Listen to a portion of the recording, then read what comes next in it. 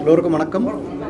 November 23ஆம் தேதி சுமார் 6 மணி அளவில் மாலை நாரதகான சபா ஆழ்வார்பேட் அரங்கத்தில் டாக்டர் முகமது ரேலா, நான் சிக்கில் குருச்சரன் மற்றும் டாக்டர் பிரியா ராமச்சந்திரன் 3 பேருமே சேர்ந்து கம்பராமாயணம் இசை வடிவத்தில் உங்களுக்கு வழங்க இருக்கோம்.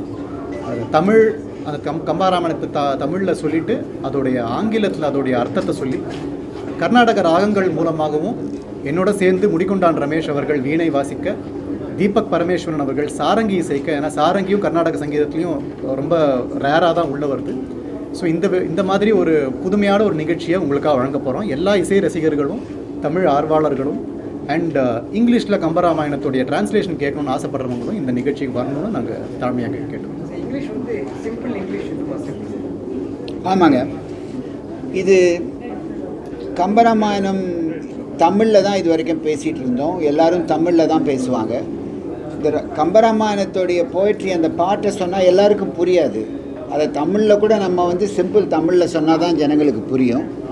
அந்த மாதிரி சிம்பிள் தமிழில் சொல்கிறதையே ஆங்கிலத்தில் சொல்லப்போம். அப்போது இங்கிலீஷில் நம்ம சொன்னோன்னா ட்ரான்ஸ்லேஷன் தான் அது. அதே வேர்ட்ஸை இன்னொரு போய்ட்ரியாக எழுதலை இங்கிலீஷில்.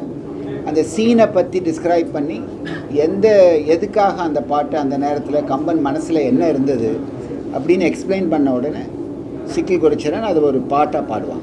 ஸோ முதல்ல வந்து தமிழில் போய்ட்ரியை சொல்லுவோம், அதுக்கப்புறம் இங்கிலீஷில் ஆங்கிலத்தில் அதனுடைய அர்த்தத்தை சொல்லுவோம், அந்த சிச்சுவேஷனை பற்றி அந்த சீனை பற்றி சொல்லுவோம்.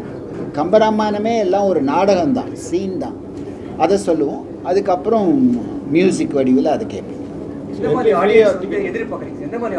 ஃப்ரீ என்ட்ரி தான், எல்லா ஆடியன்ஸும் வரணுன்ட்டு தான் இது ஆல் ஆர் வெல்கமாக. கர்நாடக இசை ரசிகர்கள், தமிழ் ஆர்வலர்கள், அப்புறம் ஆங்கிலத்தில் கம்பனை கேட்கணும்னு ஆசைப்படுறவங்க அத்தனை பேரும் வரதுக்கு வாய்ப்பு இருக்குது, வந்து ரசிக்கிறதுக்கு வாய்ப்பு இருக்குது.